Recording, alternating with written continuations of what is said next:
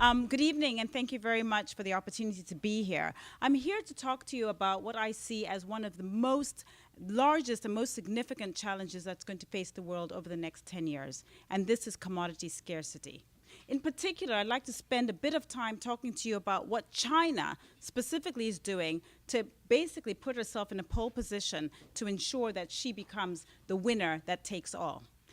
However, in order to do that effectively, I need to first put this in context. And I'd like to spend a few minutes talking to you about global demand for commodities, as well as global supply of commodities, so that you can appreciate the backdrop against which China is operating. Let me start by pointing out two facts. Since the financial crisis in 2008, in fact, in the aftermath of the financial crisis, commodity prices have increased by about 150%. The second point worth bearing in mind is since the 1990s, there have been at least 25 wars around the world that continue to rage around the world today, that continue to rage and are based and have their origins in commodity scarcity. Against this backdrop, China has devised a very systematic and deliberate plan to secure natural resources. Let me focus for a few minutes on the demand side.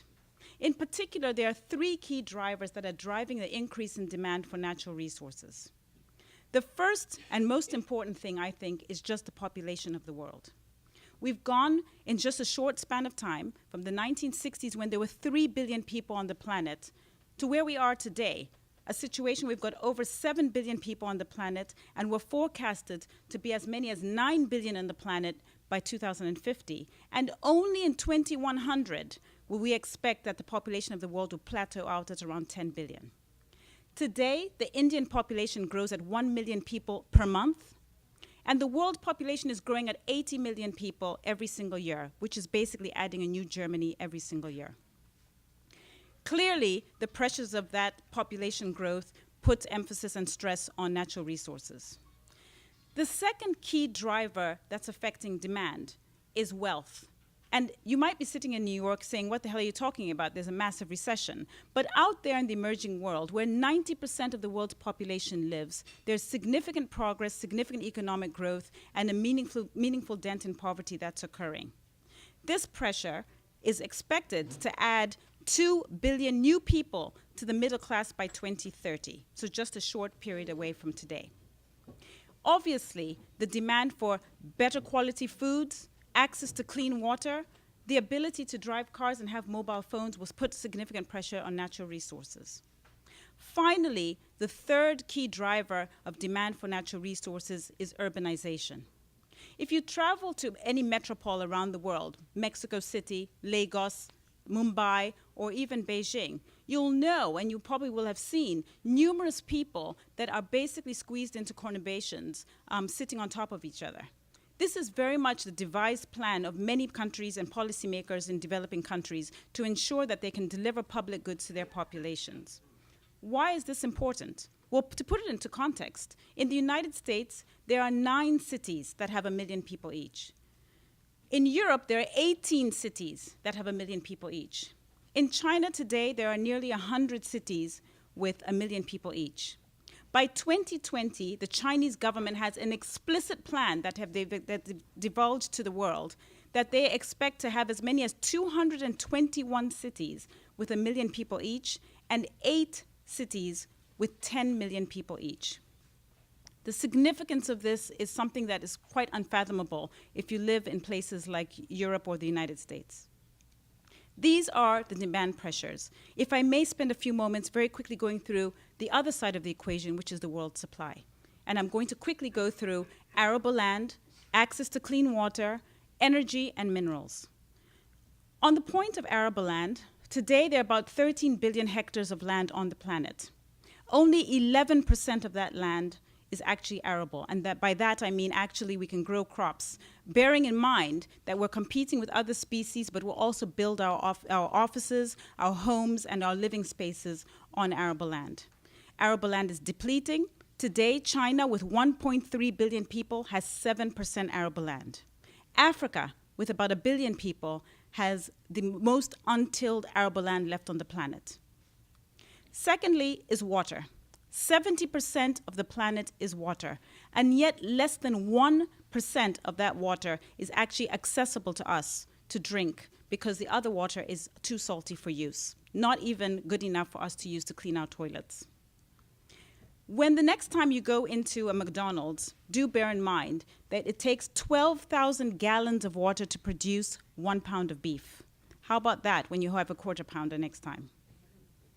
The third key aspect on the supply side is energy. Now, sitting in the United States, there's all this euphoria about shale and how amazing it is. But people seem to forget a number of facts. Every single day, the world consumes 85 million barrels of oil every single day. The United States, with 350 million people, is the largest consumer of energy, consuming 20% of those 85 million barrels. In fact, the total consumption of Saudi Arabia and the total consumption of Russia is not enough to satiate the United States on one single day. China, with 1.3 billion people, consumes 10% of the world's energy. You don't have to be a rocket scientist to know that if the average Chinese converges to the levels of consumption of energy of the United States, it's a disaster waiting to happen. It's also worth pointing out that the next time you see a big headline saying there's been a new oil discovery, it's worth pointing out that all the discoveries of energy have largely been discovered already. I'll give you an example. The Brazilian government a couple of years ago came up with the idea that they had discovered 100 billion barrels of energy in a place called Tupi, offshore Brazil. The market sold off, so the price of oil went down, and there was lots of euphoria around this. It turned out, looking back, that that energy is under, the 100 billion barrels is under 2 miles of salt. And at the time, it was actually impossible for us to even access it. We did not have the technology. And today, they're still struggling to access it. So spare a thought the next time you hear about shale gas. The fact of the matter is that the revisions to the amount of access and the access of shale that's available are significantly being revised downwards, and the environmental considerations are enormous.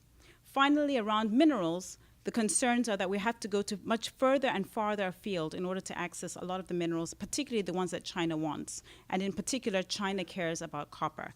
So you will recall the Chilean accident, but in places like Congo, DRC, and my own home country of Zambia, the terrain is very rough and is incredibly difficult places politically in order to get access, where you can to get access for these resources.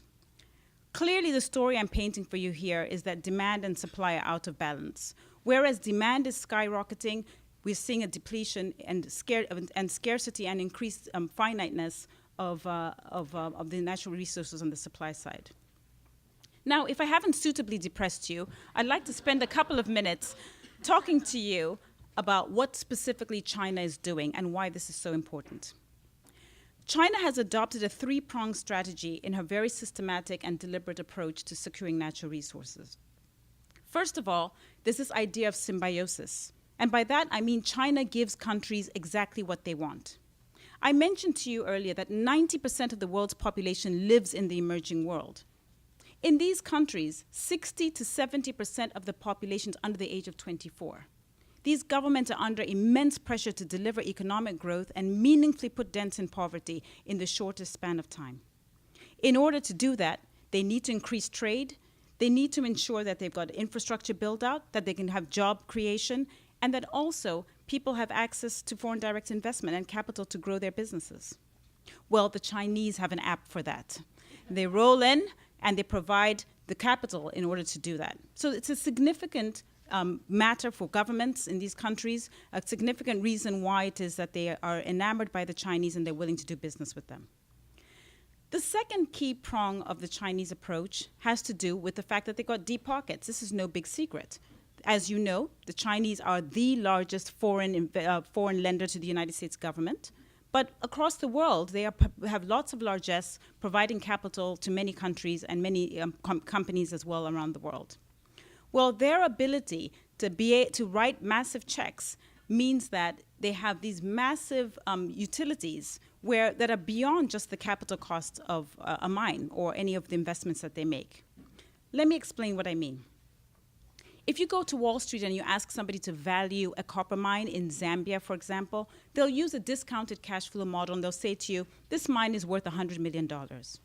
But what you see happening is the Chinese roll in and they say, we're going to pay $500 million.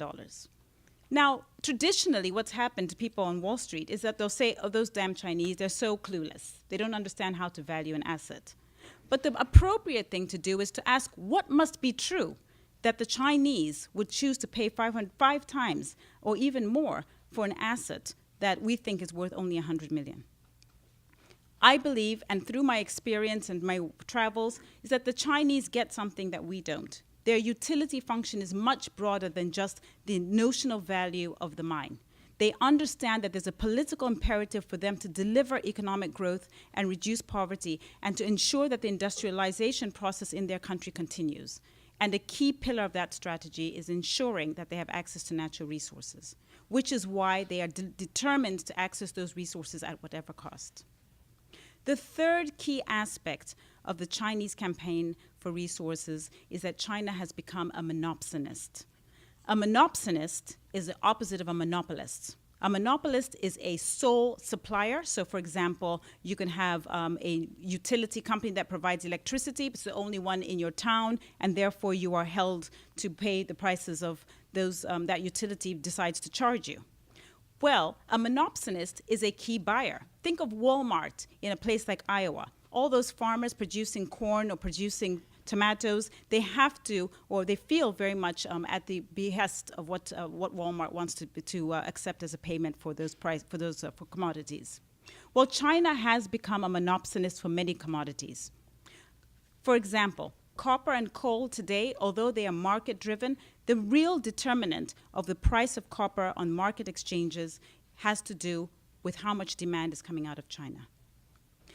In concluding my speech, since I'm getting waved off in a minute here, I'd like to give you some live examples, because all of this might sound far too theoretical for you.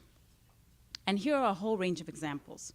As we speak today, China is embarking on her largest transaction yet, which is the purchase of $15.1 billion transaction, a purchase right next door to the north of the United States in Canada. It's a company called Nexen, and the Chinese have been negotiating for a few months now to purchase that. Today, the largest recipient of foreign direct investment from China is Australia. In Brazil, to the south of the United States, for those of you who don't know where Brazil is, Brazil today has China as its largest investor and its largest trading partner. Russia, Kazakhstan, they've engaged in transactions, swap transactions, where they accept investment capital from China, and in return, they're willing to offer China full, and in some cases, perpetual access, into perpetuity, access to natural resources such as oil and uranium. Well, one of the interesting stories I've heard around water is that the Chinese have been in a wrangle with India for many years now, because they are trying to actually reroute a whole river. The Brahmaputra River is being rerouted by the Chinese to get access to clean water. My personal favorite is what China has done in Africa. The distance from Cape Town to Cairo, which is the southernmost point to North Point in Cairo, is 3 times the distance of New York to California. Today, I'm thrilled as an African to say that that distance is completely tarred, and that has happened over the past 15 years.